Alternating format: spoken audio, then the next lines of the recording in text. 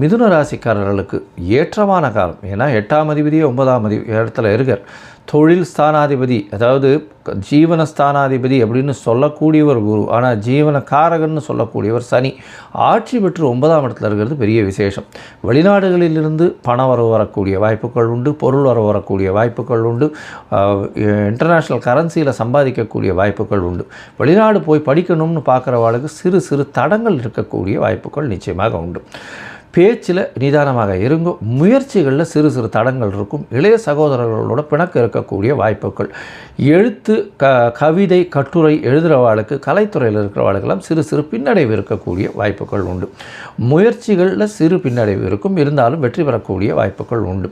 போட்டிகளில் வெற்றி பெறக்கூடிய வாய்ப்பு உண்டு. அது தவிர பணம் இந்த கடன் கேட்க போகிற இடத்துல நிச்சயமாக கடன் கிடைக்கும்.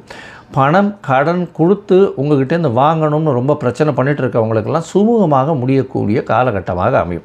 அதுவும் இந்த மிதுன ராசிக்காரர்கள் என்ஜினியரிங் செக்மெண்ட், கம்யூனிகேஷன் இன்ஜினியரிங்கில் இருக்கிறவங்க, எலக்ட்ரிக்கல் இன்ஜினியரிங்கில் இருக்கிறவங்க, ஆர்ட் டைரக்டர்ஸ், இவங்களுக்கெல்லாம் நல்ல ஒரு ஏற்றம் இருக்கக்கூடிய காலம். ஏன்னா சனி பகவான் 9ஆம் இடத்துல இருக்கார். பணவரவிற்கு பஞ்சம் இருக்காது.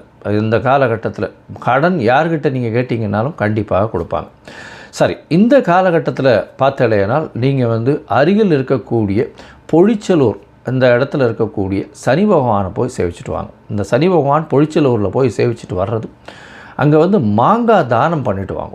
மாங்காய் சனி பகவானுக்கு உண்டான ஒரு அதாவது காய் கனி வகைகளில் சனி பகவானுக்கு உண்டான காயின்னு சொல்லக்கூடியது. அதனால் மாங்காய் தானம் கொடுத்துட்டு வர்றதன் மூலியமாக உங்களுக்கு சனி பகவானால் ஏற்படக்கூடிய வரக்கூடிய பிரச்சனைகள் எல்லாமே சுமூகமாக விலகக்கூடிய வாய்ப்பும், இந்த காலகட்டமான வக்ர நிவர்த்தி ஒரு பெரிய ஏற்றமான காலமாகவும் நிச்சயமாக